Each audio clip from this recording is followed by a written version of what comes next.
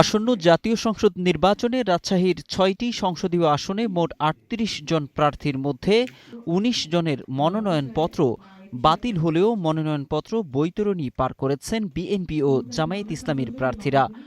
নির্বাচন বিশ্লেষকরা বলছেন, মূলত প্রতিদ্বন্দ্বিতা হবে এই দুটি দলের মধ্যেই। নির্বাচনী পরিবেশ নিয়ে অনেকটাই সন্তুষ্ট বিএনপির প্রার্থীরা। তাদের আশা উৎসবমুখর পরিবেশই হবে নির্বাচন। তবে বিগত সময়ের নির্বাচন কর্মকর্তাদের বর্তমান কার্যক্রমে বিরত রাখার আহ্বান তাদের। মানুষ এই যে ১৭ বছর তাদের নিজস্ব ভোট দিতে পারে নাই, আমরা আশা করব প্রত্যেকটা ভোটার যাতে ভোট কেন্দ্রে যায়। হ্যাঁ, ভোট কাকে দিবে, আমার ভোট আমি যাকে ইচ্ছা তাকে দিব, তবে স্বাভাবিকভাবে আমি ধানের শীষের প্রার্থী হিসাবে ভোটটা আপনাদের কাছে, বিশেষ করে নতুন যারা ভোট দিতে যাচ্ছেন তরুণরা, তারুণ্যের প্রথম ভোট যাতে ধানের শীষে হয়, এটাই আমরা আশা করব। আমি আশা করছি রাজশাহীতে ৬টি আসনে এবং এই মহানগরীতে রাজশাহী ২ অত্যন্ত সুন্দর নির্বাচন হবে, এটা আমার দৃঢ় বিশ্বাস। এই আসন মাত্র ৯৬ এবং ১ সালে বিএনপি হেরেছিল। এবার আমি আশা করছি সর্বোচ্চ নিরঙ্কুশ আসনে রাজশাহী বিভাগ এবং বাংলাদেশ জাতীয়তাবাদী দল ধানের শীষ বিজয় হবে সুনিশ্চিত ইনশাল্লাহ। যে সমস্ত কৃষক ভাইরা এখনো তাদের কৃষি পণ্যের ন্যায্য মূল্য যেমন পায় না, কৃষি কাজে ব্যবহৃত যে সমস্ত বীজ এবং কীটনাশক সেগুলো তারা ঠিকমতো সরবরাহ পায় না, তাদের জন্য কাজ করার, যে নারীদের প্রতি যে কমিটমেন্ট আছে বিশেষ করে ফ্যামিলি কার্ডের, সে বিষয়ে কাজ করার, আর অবমোহনপুরের অবকাঠামোগত যে সমস্ত উন্নয়ন সেগুলো পুঙ্খানুপুঙ্খভাবে না হলেও আমরা যেন চেষ্টা করতে পারি, শুরু করতে পারি।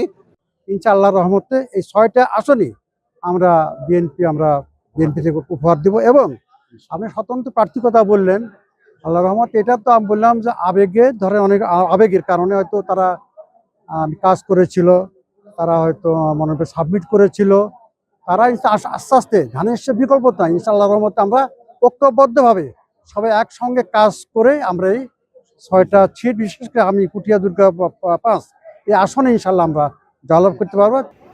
এদিকে লেভেল প্লেয়িং ফিল্ড নিয়ে বিস্তর অভিযোগ জামায়াত ইসলামীর প্রার্থীদের। তাদের দাবি, সম অধিকার নিশ্চিত করা গেলে দাঁড়িপাল্লাকে বেছে নেবে এই অঞ্চলের মানুষ। আগামী দিনে চাঁদাবাজ মুক্ত, সন্ত্রাস মুক্ত, দুর্নীতি মুক্ত একটা সরকার গঠন করার লক্ষ্যে সুন্দর একটা নির্বাচন হওয়া দরকার। কিন্তু আমাদের একটু আশঙ্কা আছে, আমরা দাবি করেছিলাম লেভেল প্লেয়িং ফিল্ড ঠিক হওয়ার জন্য, কিন্তু এখন পর্যন্ত লেভেল প্লেয়িং ফিল্ড হয় নাই। যে আমরা আশা করছি যে রাজশাহীতে খুব শান্তিপূর্ণ উপায়ে নির্বাচন হবে, পরিবেশ শান্ত থাকবে, আমরা শান্তিপূর্ণভাবে জনগণ যেন ভোট দিতে পারে সেই জন্য প্রশাসনের কাছে এবং অন্যান্য যারা রাজনৈতিক দল আছে তাদের কাছে আমরা আহ্বান করব, তারা যেন শান্তিপূর্ণ পরিবেশ বজায় রাখেন। জনগণ যে দলকে পছন্দ করবে তারাই নির্বাচিত হবেন।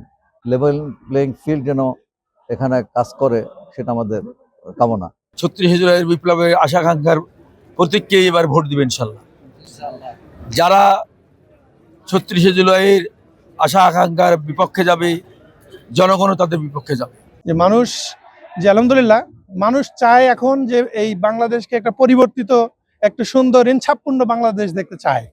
যার কারণে এই সাধারণ মানুষের একটা চাওয়া যে দীর্ঘ ৫৪-৫৫টি বছর আমরা সকল দলকে দেখেছি, এবার আমরা একটু পরিবর্তন করে একটি ভালো দলকে দেখতে চাই এবং একটি চাঁদাবাজ মুক্ত, সন্ত্রাস মুক্ত, একটি দুর্নীতি মুক্ত দেশ গঠনের জন্য তারা বাংলাদেশ জামাত ইসলামীকে বেছে নেবে বলে আমরা বিশ্বাস করি। সবকিছু ঠিক থাকলে আগামী ১২ ফেব্রুয়ারি অনুষ্ঠিত হতে যাচ্ছে জাতীয় সংসদ নির্বাচন ও গণভোট। আর এদিন রাজশাহীর মোট ২২,৯১,১৭৩ জন ভোটার তাদের ভোটাধিকার প্রয়োগ করবেন।